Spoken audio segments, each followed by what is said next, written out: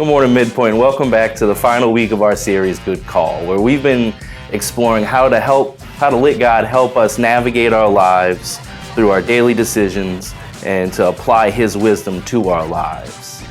Today, we're going to be talking about our words, because our words are decisions that we make every day. They can be harmful or they can be helpful. They can build people up or they can tear people down. The Apostle Paul knew this. When he was in prison in Rome, he was talked down to a lot. A lot of people said negative things to him and about him. And when he wrote to the church at Ephesus, he encouraged them that we're to be different than the way the world is to people that may be looked down upon and may be different.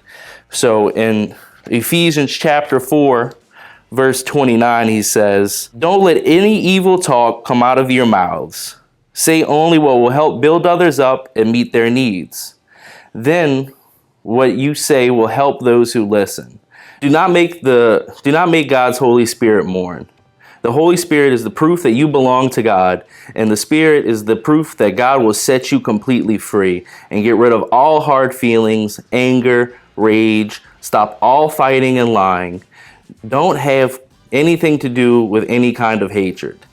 Be kind to one another, just as God forgave you because of what Christ has done. You are the children that God dearly loves, so follow His example.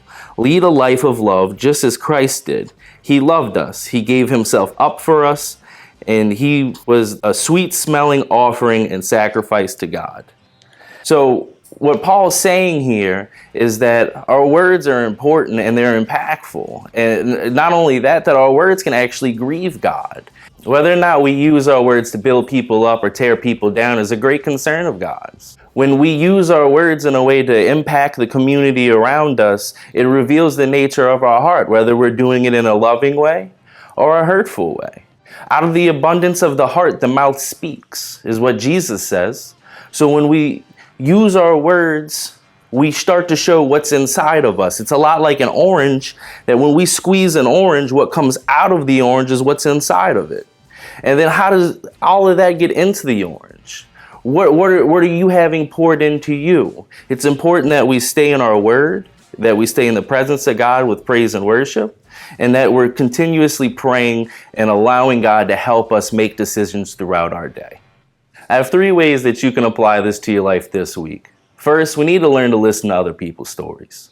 There are always people around us who may not feel heard or seen, and we need to be the people who take the time to make them feel heard and feel seen. Because God's always with us, and He'll never forsake us or leave us, and we're to love people the same way that He loves us. So when we see people who may feel alone or are easily cut off and talked over, we need to take extra time to try and listen to that person. Secondly, we need to lift other people up with our words. We need to use our words and our actions to make good decisions, to make good calls on how to make people feel loved better. You use your words to make people feel better. You can lift them up. Don't lie to them. But you can get them a card even that has something nice written inside of it. You don't even have to write it. You can go get them some Takis or some Cheetos or some Skittles or Prime or whatever it is you're into or they're into, to make sure that they know that somebody sees them and cares about them in the situation they're in. And finally, we need to learn new ways to communicate. See, sometimes we get so caught up in the way our relationship already is with somebody that we don't realize that we're not being as loving as we could be or used to be.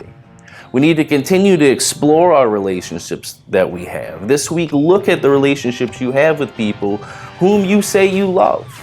Are you being kind and compassionate to them?